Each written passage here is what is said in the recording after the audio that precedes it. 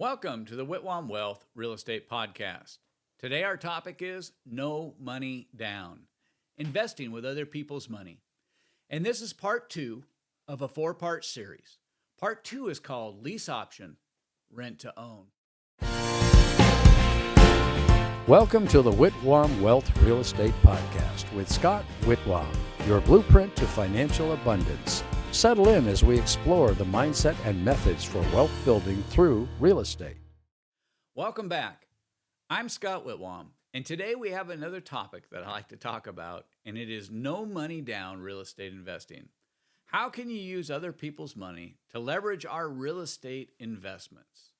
You know, any of the principles that I'm discussing today, they're going to be related to single-family residences, but I'll be using examples from that area. But these principles can be used in any area, whether it's commercial, multifamily, agricultural, industrial, and so on. Because principles can be applied to any investment because they support our transaction. They are the foundation that support our transaction.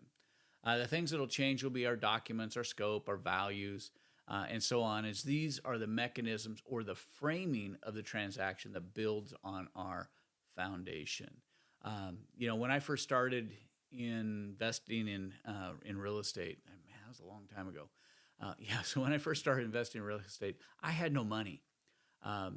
My available cash flow was basically zero. My wife and I, we had an expanding business.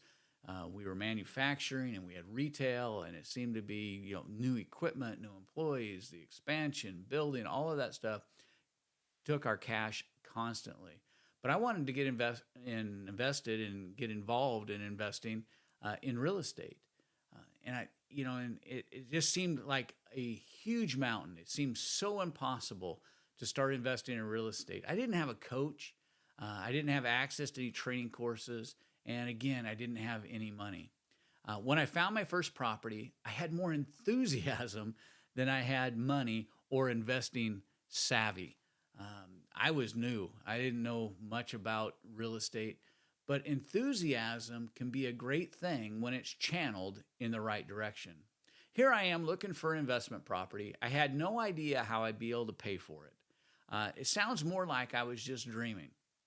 If I was able to purchase with no money down, I could do it. If I could figure out a way to purchase a property, put no money down, that would be the ultimate, not only in using other people's money, but it'd be the ultimate in purchasing and getting started. A deal where I use somebody else's money, they put up 100%, I put up 0% of the money, and I would just add a lot of effort in getting the property fixed up and ready. I'd build equity. Through my sweat. This would be a way that I could get started as an investor. And today we're going to focus on how to use lease options or rent to own to purchase investment properties with no money down, or at worst with little money down. I'll refer to both these methods as lease options, since the only real significant difference is a divine purchase in a rent to own. And that kind of is a little bit different than a lease option where it's a proposed purchase in the agreement. As a 35-year veteran investor, I don't consider this to be an advanced technique for property acquisition, though it still works. I don't find it to be able to work for me at scale. However, when the right opportunity presents itself, I don't pass it by. So if you're just starting out as a beginner or you're a low volume investor, it is a perfect and great way to get started or to use, as an occasional type acquisition. Also, if you're in the buy and hold market, this here is a method that can work, but I have always used it in a buy and flip market. Well, I won't say always. I have done this in a buy and hold on a couple occasions, but generally I use it as a flip technique. I know one investor, though, who runs a group of group homes. I mean, he has several of these, and he leverages lease options as a way to get facilities up and running before placing permanent financing in place. So it certainly can be done. I'm not saying it can't. It's just not the way that I've used it as a primary means of investing. So I'm not just saying it's for the beginner. I mean, people with advanced skills can use these techniques in order to add another, tool to your belt of investing purchases. But I want to dive into some of the details on how you can utilize this strategy to grow your real estate portfolio. The way a no money down lease option works, it's pretty easy because basically it uses a standard lease form or a lease contract as the first part of the transaction. And for the second part, a unilateral contract document called an option. It's made part of the lease. And since it's unilateral, meaning that one person can execute the option, it is executable by the lessee or the buyer, you, the investor. In a rent-to-own transaction, the purchase contract is actually part of the rental agreement. The option, if there was one, is already executed at the time of the signing of the rental agreement. But using the lease option method to purchase investment properties means no loans, and the title remains in the owner or the landlord's name. Since you'll be using a lease, generally escrow is not opened, but you should consider having your investor-friendly title agent run a title report so you can verify that the seller has clear title. Verify whatever clouds there are on title that may prohibit the owner from conveying title when it's time. And every state has its own rules. So you may want to, do some research in your state, and it may be just a call to your title agent. On a rent-to-own, because the purchase document, has been signed with the rental agreement. This may allow you to open escrow or order title reports right up front with the documents that you already have. It is common for properties to be encumbered by some kind of loan. But you'd want to ensure that the loan balance is equal to or below the option price that you're getting on a lease option. If you don't do this, you may have an issue once the option is executed, because it may end up becoming a short payoff for the seller or a short sale. And if you can avoid that dynamic, I've never run into this situation, but it's important to know, before it comes time to close, that you could run into this. With a lease option, the seller is financing your purchase of the property. The seller landlord of the property acts as your lender, and all the finances, all of the purchase price, all of that stuff are all pre-negotiated.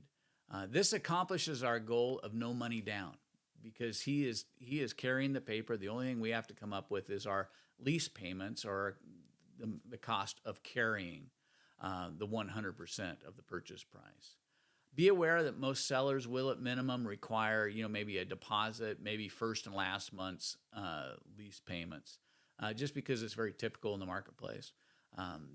This may not be 100% down purchasing, but it certainly qualifies as little down. Would be no different than if you were going to lease an apartment or something like that. And especially when you think about it, because in this situation with a lease option, we don't have any closing cost on the execution of the lease portion of the deal. It won't be until we execute our option portion. The big advantage to you as an investor buyer is you won't have to secure funding or come up with large down payments. And like I say, no down payment is always good. There can be some drawbacks to lease options as a purchase tool, and that is the property does remain in the seller or landlord's name. The most significant is what happens if the seller stopped making the underlying mortgage payments to the mortgage company and the property goes into foreclosure. Generally, this can be rescued, and depending on the loan, could be even another opportunity for you to renegotiate the purchase price, and use leverage in order to get a better deal. But if you're using a lease option because you don't have any available cash, you may need to take on a joint venture partner. Remember, the numbers are what are going to sell the deal to a joint venture partner. Just be aware, and remember, I guess the bigger problem that the seller has, the bigger opportunity it makes for you. And we get paid for fixing bigger opportunities. The bigger opportunity, or the bigger problems we fix, the more money that we make for fixing the problem. That's the business that we're in as investors. We fix other people's problems. Another drawback is that the owner may want some additional benefit for the lease option, something in exchange for carrying the paper with no money down. They may require an option payment.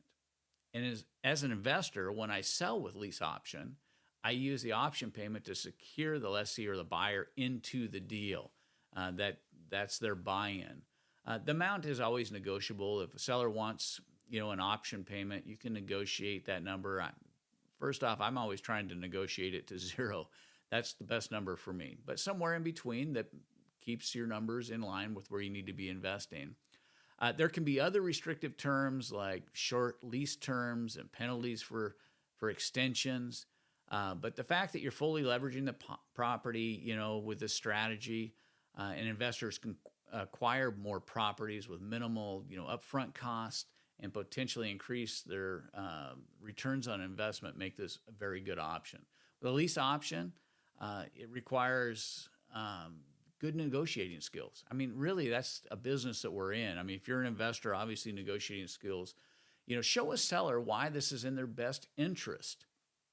Use factual details. Let the seller determine how the favorable terms are towards them and what they're willing to live with. You're using no money down, but again, you want to show why this is a benefit to the seller. And I know the questions, why would a seller ever consider giving you a lease option? But there are very good reasons why a seller may offer this type of financing to an buyer.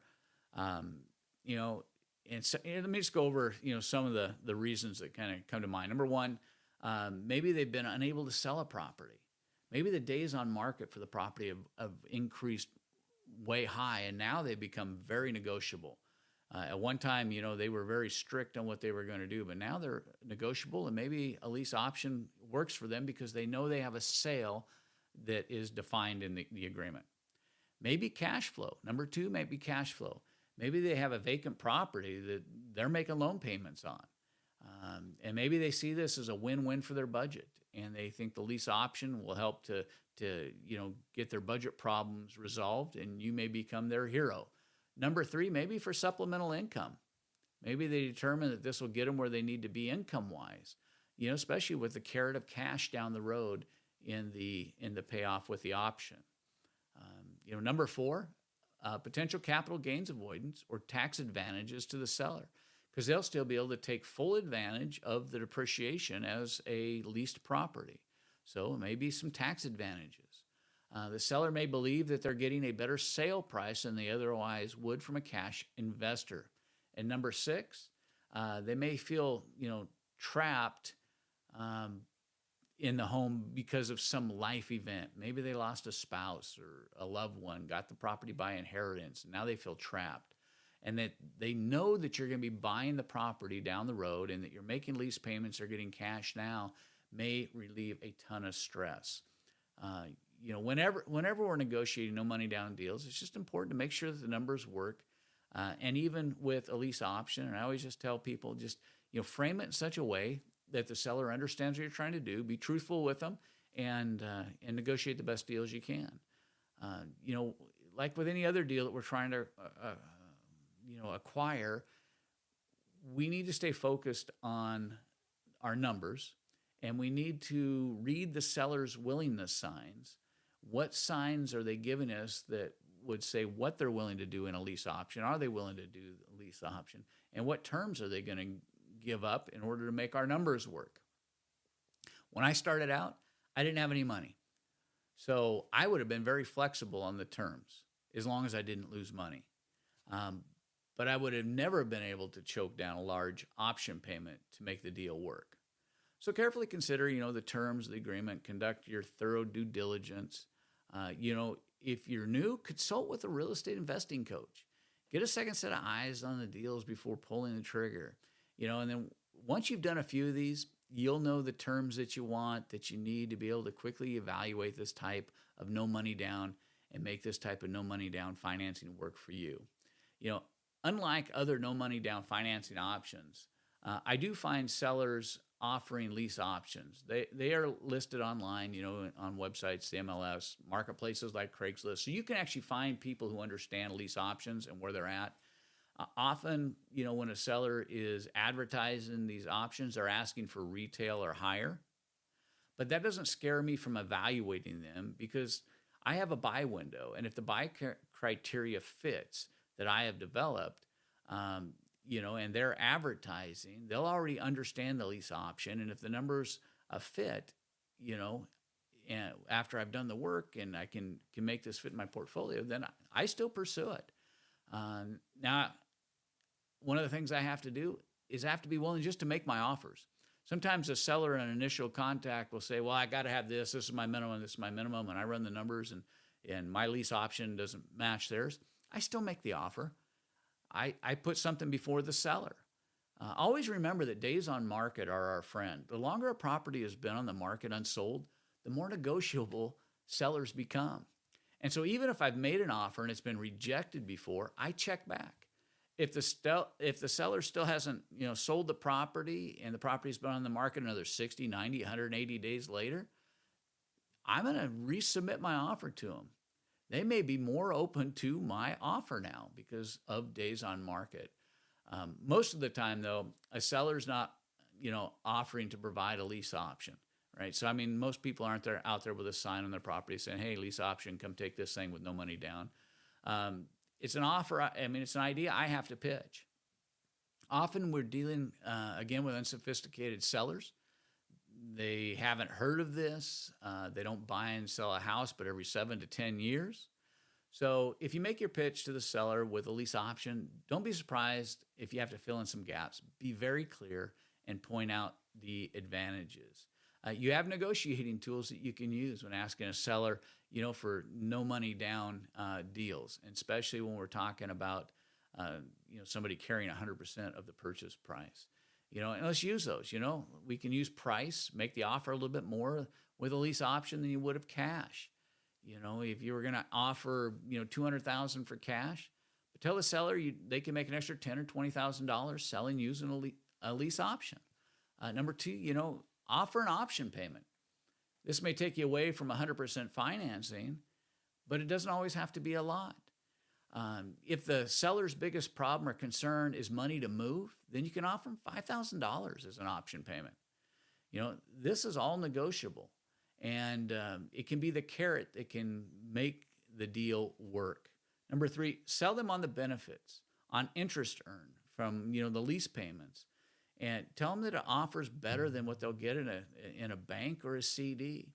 Do the math. Just use a simple interest rate calculator and show them the numbers. I like to show them how much over the term that they're going to earn with the lease and how much more money they're going to make. Number four, if you find out that they're concerned about taxes, is a good time to use this as a negotiating point. With a seller concerned about capital gains. Use it as a negotiating point. Tell them they can push their taxes out a few years, and might be much more attractive to a seller. If you can get a seller on board, this is maximum leverage. Little or no money out of your pocket, excluding your lease payments. And with the lease payments, I try to leverage those to my advantage. I propose a portion of all of the lease payments be treated as down payments towards exercising my option. You never know what a seller will agree to until you ask. This is, also how I approach the potential of an option payment. Even though it's not no money down, but rather low money down, sometimes a seller is more negotiable to other terms if I offer a non-refundable option payment. If I'm paying cash or using hard money, I'd be bringing in a significant amount of cash to the transaction. And if somebody needs cash for something, and I offer them $5,000 or $10,000 down, and then ask that the lease payments, for the next 24 months go fully towards the purchase price, I get less resistance because they're getting the carrot, they're getting some cash up front. Either way, I hope you get my point of kind of what I'm talking about here with the deals. You need to consider each deal on its own merit. You need to present them all, and again, be very clear in your presentation of what you're trying to get a seller to do. Now, if you're a beginner and you have little or no cash, like I did when I started, I had no cash. You may be thinking, what if I can't make the option payment after I fix the property? Well, how about finding a joint venture partner who will put up the option payment for you for part of a stake in the deal.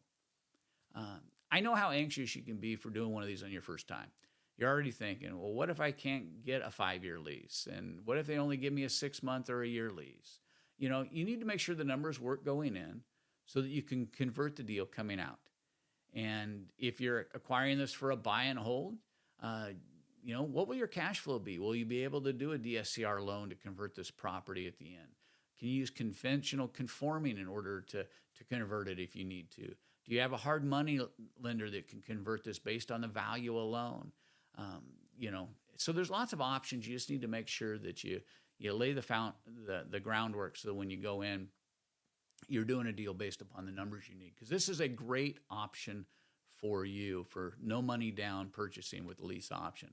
That's all the time we have for today's second part. Thank you for joining me on this episode. If you found this episode useful on lease options or helpful in any way, be sure to subscribe and leave us a review.